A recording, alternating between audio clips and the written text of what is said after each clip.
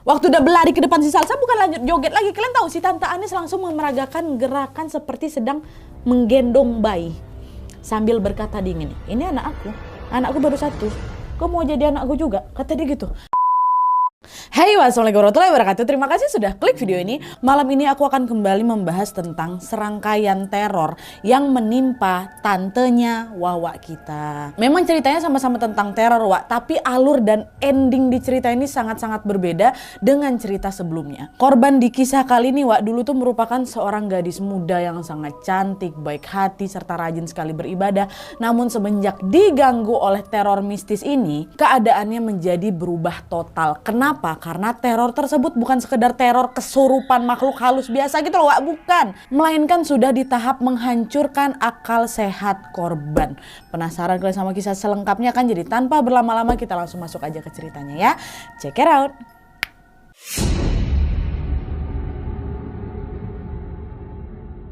Oke, Wak, jadi cerita yang akan aku bawakan malam ini dikirim sama Wawa aku yang bernama Salsa dari Tanjung Pinang, Kepulauan Riau. Halo Salsa. Sebenarnya Wak, Salsa tuh nggak ada pesan sih sama kami untuk menyamarkan semua nama di cerita ini. Tapi setelah kami pikir-pikir, aku dan tim pun memilih untuk mengganti semua nama supaya tidak terjadi sesuatu hal yang tidak diinginkan. Dan setelah kami pikir-pikir lebih bagus ya sudahlah disamarin aja. Kasian, Wak, kasian, serius. Tapi yang jelas kisah ini nyata dialami oleh keluarganya Salsa, Wak. Tepatnya dialami oleh tantenya Salsa yang bernama Tante Anis pada tahun 2009 lalu. Nah, Tante Anis ini, Wak, merupakan adik perempuan ketiga dari pihak mamanya Salsa. Dia adalah seorang gadis muda berusia awal 20 tahunan gitu lah, Wak, pada tahun itu ya, tahun 2009, yang memiliki wajah yang sangat-sangat cantik. Saking cantiknya, Wak, Tante Anis ini setiap kali dia keluar rumah tuh ada banyak sekali laki-laki di jalan yang suka menggoda Tante si Anis dengan tujuan ingin berkenalan gitu. Bahkan sempat ada peristiwa unik di mana pada saat naik transportasi umum, Wak, Tante Anis ini selalu digratisin sama supirnya. Terang-terangan abang oplet ini bilang buat perempuan secantik adik udahlah nggak usah bayar lagi katanya. Nah, selain cantik, Wak, Tante Anis ini juga dikenal sebagai orang yang sangat ramah. Beliau juga baik, sopan, dan sangat rajin menjalankan ibadah-ibadah wajib maupun juga sunnah. Bisa dibilang perfect kali lah nak tante aku nih, kata si Salsa. Dan sejak kecil, Wak, Salsa ini memang diasuh oleh Tante Anis karena kedua orang tuanya Salsa merantau ke Singapura. Makanya hubungan Salsa sama Tante Anis ini bisa dibilang akrab kali lah, Wak. Macam udah hubungan anak sama mama kandungnya sendiri gitulah. Tante Anis pun selalu mendidik Salsa hingga dia pun berhasil menoreh banyak sekali prestasi di sekolahnya. Tapi sayangnya, Wak, kebahagiaan itu tidak berlangsung lama, dimana suatu hari terjadilah peristiwa tragis yang menimpa Tante Anis dan membuat dia berubah menjadi orang yang sangat-sangat asing bagi Salsa.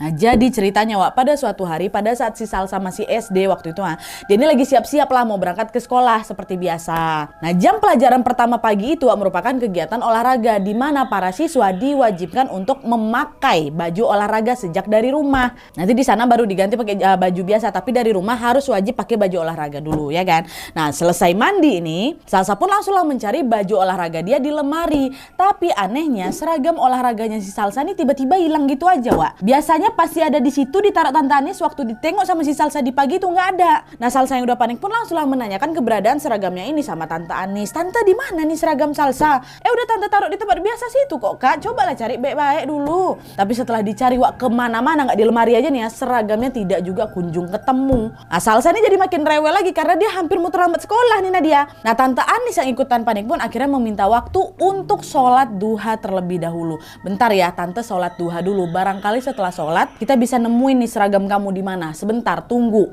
Nah, di momen inilah, Wak, mulai ada satu kejanggalan yang sama sekali tidak bisa dipahami sama Salsa waktu itu.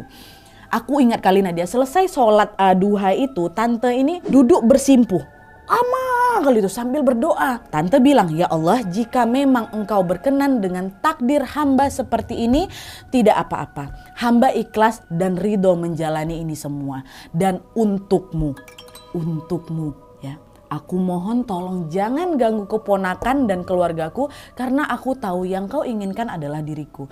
Jadi tolong jauhi mereka. Aku ikhlas jika memang engkau menginginkanku.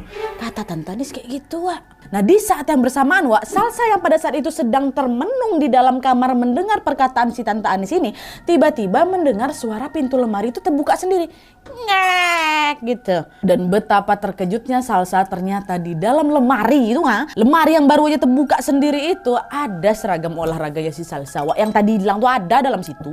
Kejadian ini sungguh-sungguh terasa janggal kali untuk aku Nadia, karena baru pertama kalinya aku melihat barang yang hilang tiba-tiba muncul sendiri di hadapan aku. Dan anehnya lagi baju lemari pula, baju olahraga tuh ditemukan dalam kondisi yang kusut kali gitu loh Wak. Macam belum disetrika, macam habis dipakai, macam habis dikerunyel-kunyel gitu loh Wak. Padahal biasanya Tante Anis selalu sudah mempersiapkan seragam aku tuh serapi mungkin, gak mungkin kayak gitu keadaan terakhirnya. Nah melihat kejanggalan itu, Salsa pun langsunglah memanggil Tante Anis dan menceritakan apa yang baru saja dia lihat. Tante, sinilah Tante, tadi lemari ini terbuka sendiri, ada itu seragamnya Salsa dalam situ, kusut tapi Tan. Dan kalian tahu Wak, setelah mendengar penjelasan Salsa, entah kenapa raut wajah Tante Anis ini langsung berubah jadi tegap. Sedetik kemudian Tante Anis bilang, "Kak, malam ini kita tinggal dekat rumah Makci aja ya." Makci ini sebutan tantenya Salsa yang lain. "Kita malam nih tidur kat rumah Makci aja."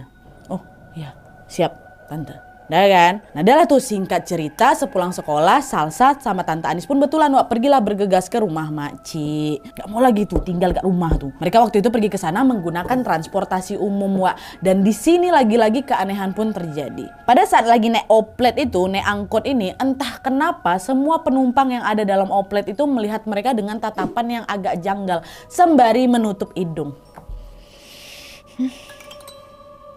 Nah meskipun demikian Wak, baik Tante Anis ataupun Salsa nggak peduli akan hal itu. Dan dibiarkan aja itu sama mereka kan. Nah sesampai di rumah Makci, mereka pun kembali lagi dibuat terkejut dengan sambutan Makci yang bilang, "Ya ampun, wangi sekali kalian berdua hari ini, pakai parfum apa?" kata Makci. Kami tak pakai parfum apa-apa Bun. Mungkin bawa pewangi baju nih Makci, soalnya Anis kalau memang cuci baju selalu kasih banyak pewangi, kata Tante Anis. Emangnya ada ya pewangi pakaian yang baunya bunga melati?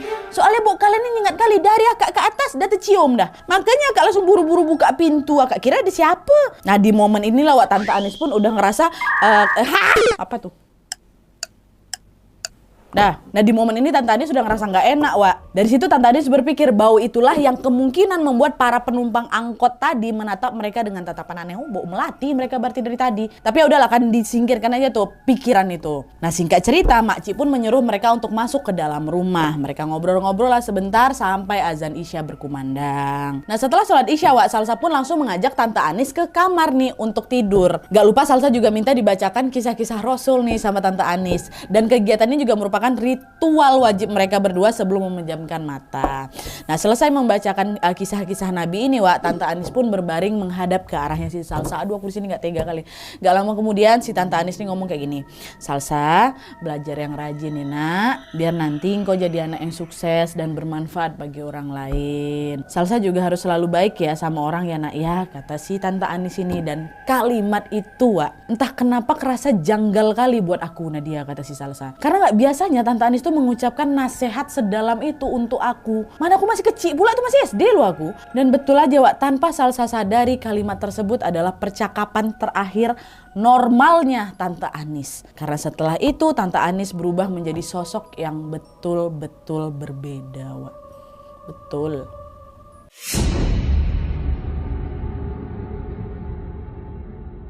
Nah singkat cerita, malam pun berlalu dengan tenang Wak. Tapi ketika waktu sudah menunjukkan pukul 3 dini hari, Salsa dikejutkan dengan suara tendangan pintu yang kencang kali. Gitu kan. Nah di saat yang bersamaan wajah Tante Anis ini yang ada di sebelah Salsa berubah jadi pucat. Dan tidak lama kemudian Tante Anis bilang, maaf Salsa, tadi ada cahaya putih masuk ke kamar, makanya Tante tendang pintunya. Bentar dulu, lagi gergaji. Nah ada cahaya putih masuk ke kamar, makanya si Tante nendang pintu. Itu kata Tante Anis kan. "Maaf ya nak ya, kebangun ya kamu ya. Udah kamu tidurlah lagi," kata si Tante Anis. Dan Salsa pun coba mengangguk kecil dan kembali tertidur pulas lagi. Singkat cerita Wak, keesokan paginya Pak Ci, suaminya Makci ini datanglah dari kebun dengan membawa beberapa tandan pisang, tahu kalian kan. Nah, Pak Ci pun menyuguhkanlah pisang tersebut di ruang tamu untuk dikonsumsi bersama.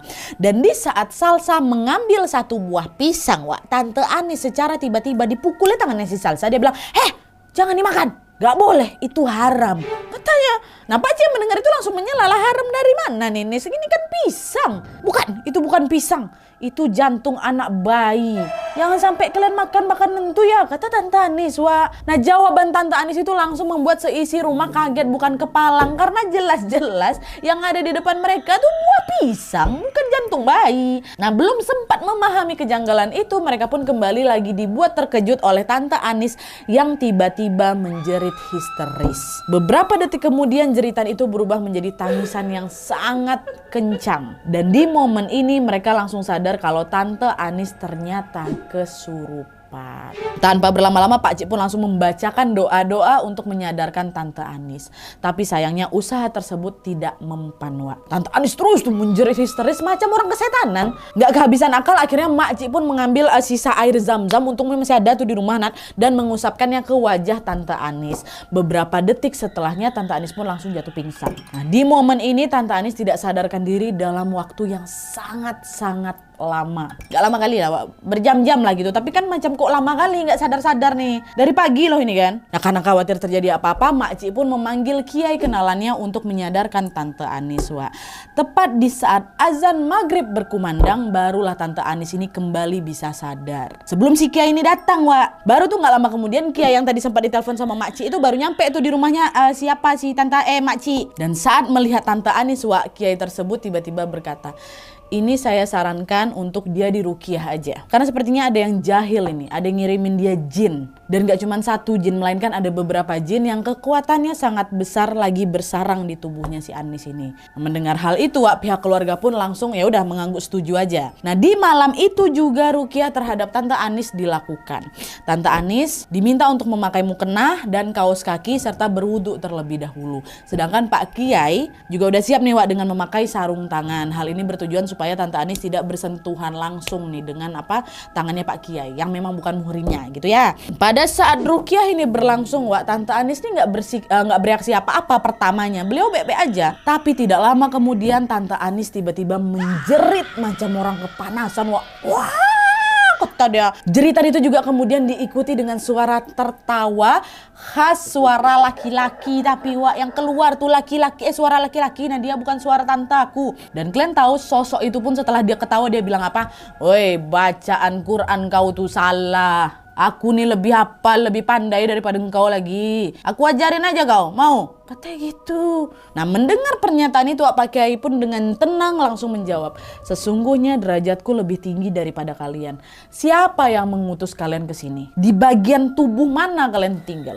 Wah, majikan kami menyuruh kami untuk menemani perempuan ini selamanya, dan kami tidak akan melepaskannya. Kamu tidak perlu tahu di mana kami tinggal, kata si hantu nih kan. Nah, merasa dirinya ditantang, Pak Kiai pun jadi semakin keras lagi membacakan ayat-ayat Al-Quran, Wak, sambil meraba beberapa bagian tubuh yang diduga menjadi sarangnya makhluk-makhluk tersebut. Pada saat Kiai memegang leher Tante Anis, Wak, Pak Kiai melakukan gerakan macam memotong gitu dengan menggunakan Al-Quran. Dan di saat itu pula sosok yang merasuki Tante Anis ini baru udah berteriak sekencang-kencangnya kan. Dan sosok itu pun memohon ampun sambil berkata, tolong maafkan kami, tolong selesaikan ini, kami diperintahkan oleh seseorang untuk menyakiti perempuan ini, tapi kami sudah berjanji tidak akan mengatakan siapa orang itu, tolong sudahi ini semua, kata dia. Nah, Pak Kiai yang mendengar itu pun terus berupaya mengulang pertanyaan yang sama, siapa yang udah ngutus kau ke sini?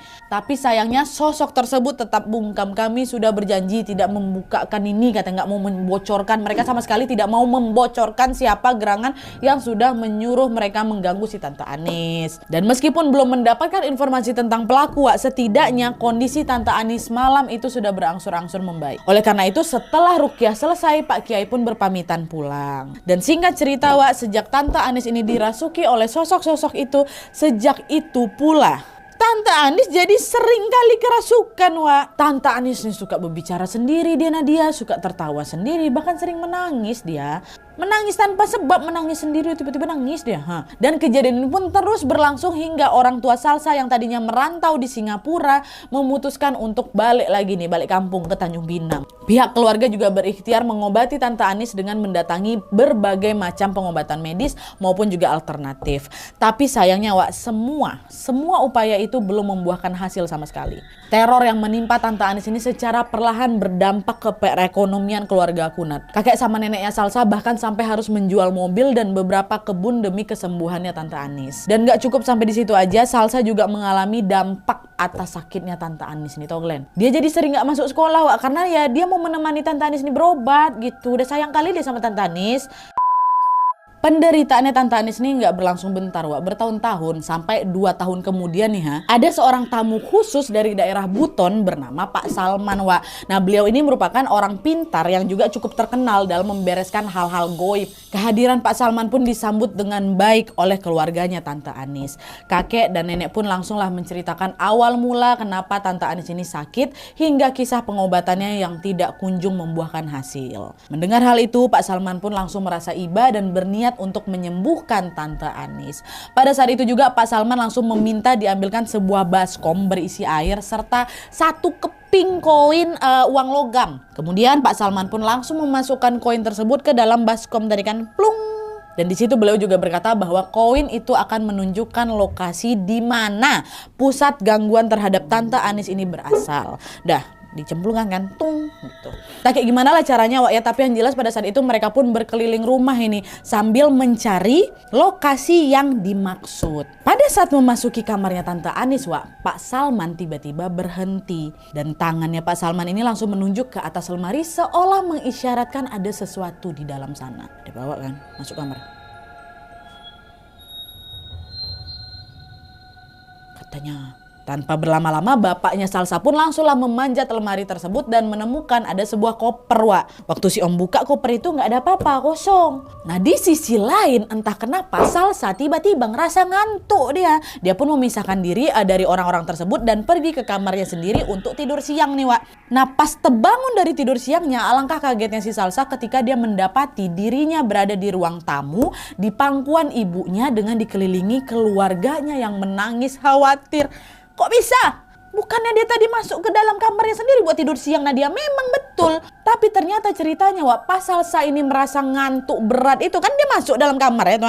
Ternyata secara tidak sadar dia menunjuk ke sela-sela lemari sambil bilang itu ada di sana, kata di sana barangnya. Dan gak lama setelah dia ngomong kayak itu pingsan si Salsa nih. Dan setelah dicek Wak, ternyata memang betul barang yang dimaksud sama Pak Salman itu ada di lokasi yang ditunjuk sama si Salsa. Barang tersebut berupa gumpalan kain kafan yang berwarna coklat yang memang sudah dalam keadaan kotor gitu loh, bercampur tanah. Nah mendapati Salsa yang sudah siuman, Pak Salman pun langsung ngomong nih sama si Salsa, kamu sayang kali ya sama tantemu ya nak ya, jaga dirimu baik-baik ya nak ya. Sekarang kita lihat baik-baik apa isi bungkusan ini, kata Pak Salman.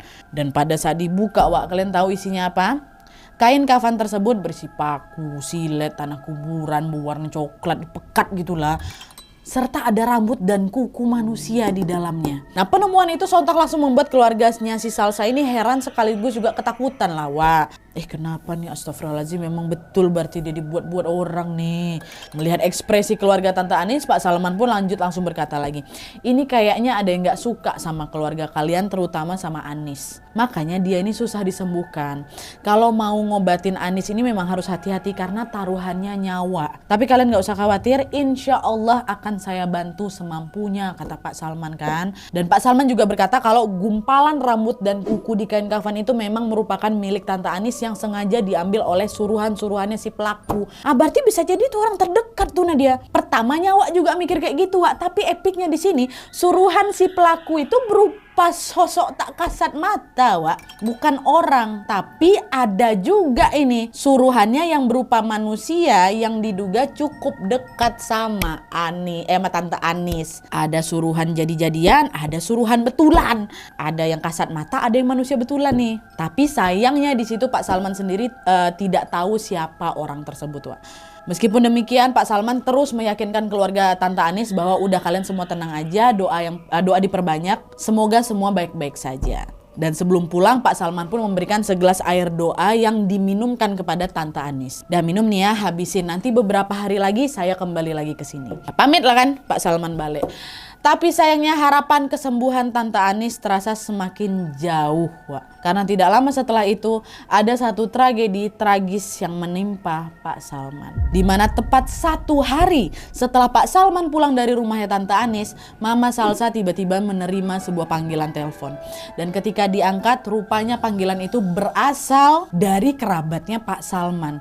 Dan kalian tahu, kerabat beliau mengabarkan kalau pagi tadi Pak Salman ditemukan meninggal dunia di dalam kamarnya. Meninggal Pak Salman 1 hari setelah pulang dari rumahnya Tante Anis. Pihak keluarga Pak Salman sendiri tidak tahu nih apa penyebab kematian Pak Salman. Karena Pak Salman ini memang sehat-sehat aja kok sebelumnya. Beliau tidak mengidap penyakit apapun, Wak. Mendengar kabar mengejutkan itu, nenek, mamanya Salsa langsung bergegas lah menuju ke rumah Pak Salman untuk melayat.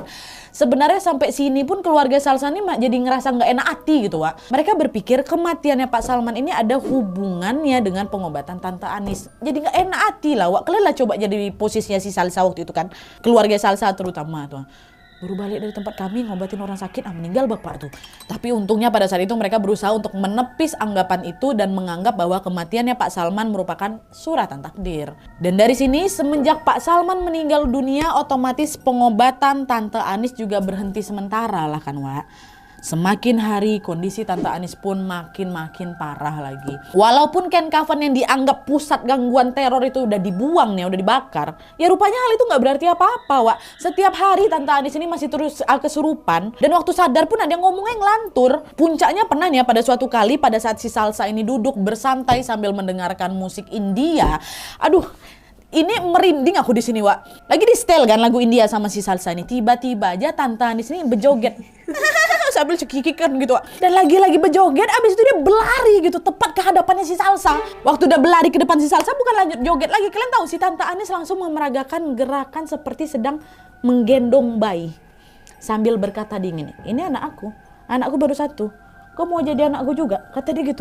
Perinding gak kalian, Wak? Belum sempat aku jawab nih, kata si Salsa. Belum sempat aku jawab, nah dia Tante Anis ini langsung pergi gitu aja. Sambil ketawa-ketawa, habis itu dia berjoget-joget lagi. Kebayang gak kalian? Lagi putar India, tiba-tiba berjoget si tante tuh berlari tiba-tiba depan kalian, gendong bayi, habis itu pergi lagi, ketawa joget-joget lagi. Ya Allah! Melihat keganjilan itu, Salsa langsung merinding sebadan-badan. Sama, aku aja terbayang langsung, Masya Allah.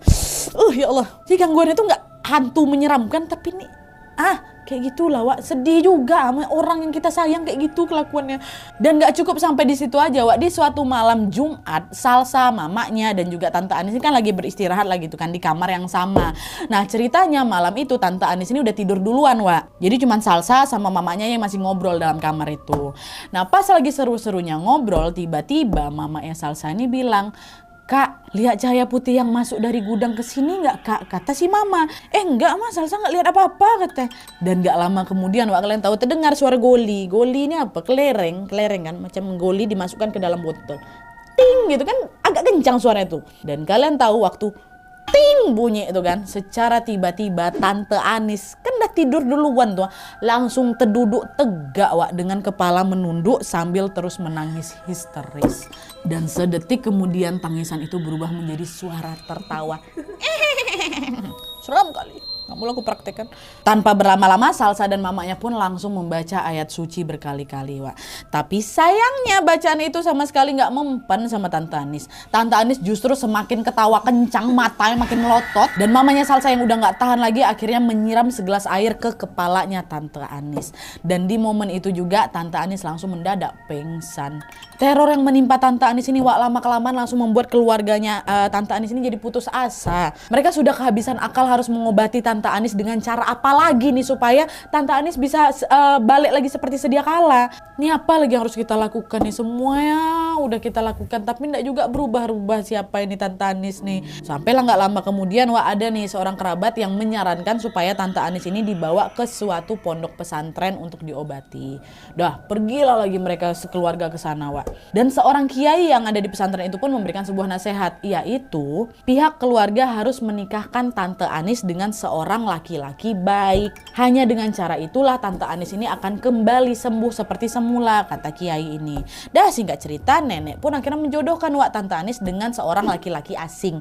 By the way, asing ini bukan bule Wak ya. Laki-laki asing ini maksudnya Tante Anis sendiri nggak kenal sama sekali loh sama orang ini gitu. Nah dinikahkan nih kan. Awalnya pernikahan mereka baik-baik aja Wak. Tapi seiring berjalannya waktu, Tante Anis ini justru diperlakukan dengan sangat buruk sama suaminya. Suami ini nggak segan-segan melakukan kekerasan fisik gitu loh sama Tante Anis. Bahkan suami ini juga sering ngatain Tante Anis ini dengan kata-kata kasar. Perempuan gila, kau nggak sudi aku sama kau kayak gitulah, kasar kali pokoknya Nat. Nah perlakuan jahat macam itu ya jelas memperburuk kondisi mentalnya Tante Anis lah Wak ya kan. Dan karena pernikahan ini gagal menjadi solusi, akhirnya pihak keluarga pun menyarankan mereka untuk bercerai. Dan setelah bercerai, apakah kondisi Tante Anis membaik Wak? Sayangnya belum. Pihak keluarga masih terus berikhtiar menjalani pengobatan untuk kesembuhannya Tante Anis. Dan kabar ini pun akhirnya kemudian terdengar Wak di telinga mantan pacarnya Tante Anis. Semasa Tante Anis masih sehat dulu, namanya Om Raffi. Nah kebetulan pula keluarganya Om Raffi ini juga ikut prihatin sama kondisinya Tante Anis Wak. Akhirnya mereka menawari agar Tante Anis ini dibawa berobat ke salah seorang kenalannya yang ada di Batam. Dan keluarga Tante Anis pun dipersilakan untuk menginap di rumahnya Om Raffi yang berada di pinggir pantai selama masa pengobatan ini berlangsung. Baik kali Om Raffi ini. Dah tuh, pigilah kan mereka semua ke Batam nih. Nah awalnya Wak, lagi-lagi semua pun berjalan lancar-lancar aja. Tapi pas menjelang malam, menjelang tengah malamnya, tiba-tiba mamanya Salsa tidak mendapati Tante Anis ada di dalam kamarnya. Ngilang Tante Anis nih Wak. Langsung heboh lah seisi rumah. Woi Anis hilang, Anis hilang. Nah mereka pun berusaha mencari Tante Anis kemana-mana tapi belum juga ketemu. Dan pada saat sedang berkeliling ini, Om Raffi tiba-tiba mendengar ada suara seorang wanita yang sedang bersenandung kecil sambil tertawa riang. Kayak gitulah kan. Om Raffi pun langsung menghampiri asal suara itu dan ternyata suara tersebut adalah suaranya Tante Anis yang sedang duduk di tangga sebuah pantai yang langsung menghadap ke laut lepas. Nah, melihat kejadian itu Om Raffi dan keluarganya Tante Anis ini pun langsung menarik paksa dan membawa Tante Anis ini balik lagi ke rumah Om Raffi. Dan singkat cerita, karena pihak keluarga ini merasa kejadian itu membahayakan nyawanya Tante Anis, akhirnya Tante Anis pun dibawa balik lagi nih ke Tanjung Pinang.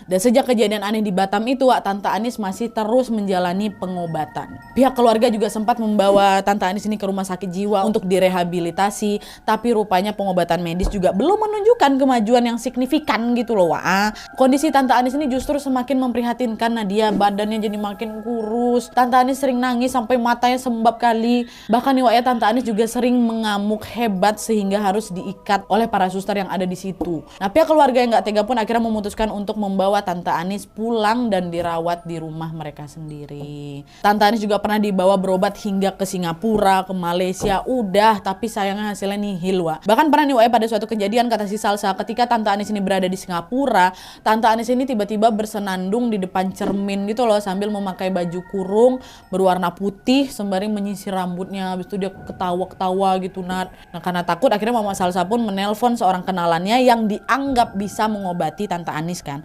Dan kalian tahu, orang yang ada di Singapura itu bilang kalau sulit sekali untuk menyembuhkan Tante Anis. Anis hanya bisa sembuh kalau dia sudah meninggal dunia.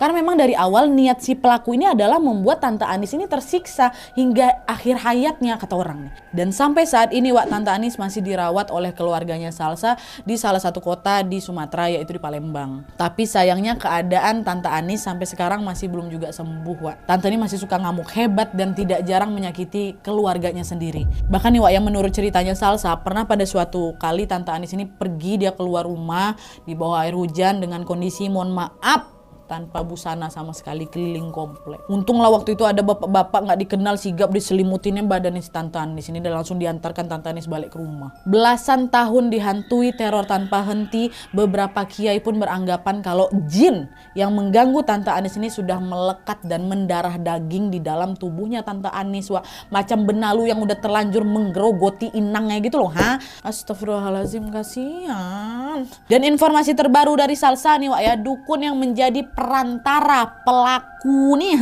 kabarnya sudah meninggal dunia. Dukun yang jadi perantara, dukun yang disuruh-suruh sama si pelaku ini udah meninggal dunia, sehingga sulit sekali untuk menyembuhkan Tante Anis. Dan terlepas dari anggapan banyak orang tentang Tante Anis, Salsa sebagai keponakan pantang menyerah gitu aja, Wak. Dimana kalian tahu saat ini dia berkuliah ngambil jurusan psikologi dengan tujuan yang sangat-sangat mulia, yaitu ingin memulihkan kondisi mental Tante Anis. Masya Allah, terharu kali ya, Wak. Setiap kali Salsa mengunjungi Tante Anis, Salsa selalu ngajak ngobrol, walaupun yang cuma direspon dengan sebuah tatapan kosong kayak gitu. Ya Allah, kasihan ya. Dan gak jarang juga Tante Anis ini merespon pernyataannya si Salsa ini dengan amukan, kadang dipukul lah kunatnya kayak gitulah. Tapi meskipun demikian, Wak, Salsa tidak putus asa. Dia terus berusaha untuk memahami kondisi Tante Anis dengan harapan suatu saat tanteku pasti bakal sehat seperti semula. Kita doakanlah sama-sama, Wak, ya. Semoga Salsa bisa menjalani kuliahnya dengan lancar sampai lulus tanpa kendala yang berarti. Dan meskipun memang terdengar sulit, tapi selama Allah berkehendak dengan kun fayakunnya, bukan tidak mungkin Allah akan mengabulkan kesembuhan Tante Anis. Wallahu alam bishawab. Oke, Wak, jadi itu tadi pengalaman mistis yang dialami oleh Tante Anis. Sebuah cerita yang bikin aku sedih sekaligus juga nggak habis pikir. Lagi-lagi kok bisa ada orang sejahat itu sama Tante Anis ya. Memang Tante Anis ini salah apa? Sesakit hati itukah kau? Kita nggak bisa asal judging aja kalau Tante Anis yang salah, Wak, ya. Karena kita nggak tahu nih cerita asal itu gimana. Bisa jadi si pelakunya cuma iri hati ya, busuk hati. Dia nggak dapat apa yang dia mau. Itu yang dibuat main pakai jalan pintas, pakai jalan pengecut gitu kan. Senang-senang lah kau sekarang. Senang-senang lah kau. Nanti kau tengok. Udah jadi budak setan kan kau. Nanti kau mati kau tengok lah tuh nanti. Kau nanti merangkak-rangkak terseok-seok kau cari Tante Anis ke akhirat itu buat minta maaf. Padan muka kau. Udah lah lagi weh. Tapi walaupun udah diginiin ini, aku suka ya masih Salsa nih. Melalui cerita ini Salsa juga ingin menyampaikan permohonan maaf apabila Tante Anis pernah melakukan kesalahan semasa hidupnya yang membuat si pelaku ini menyimpan dendam. Kita doakan sama-sama semoga Tante Anis dan keluarganya selalu berada dalam lindungan Allah Subhanahu wa taala. Dan siapapun kau sebenarnya dimanapun kau sekarang sedang berada, semoga kau tobat ya, minta ampun, minta maaf selagi masih bernapas kau tuh. Oke.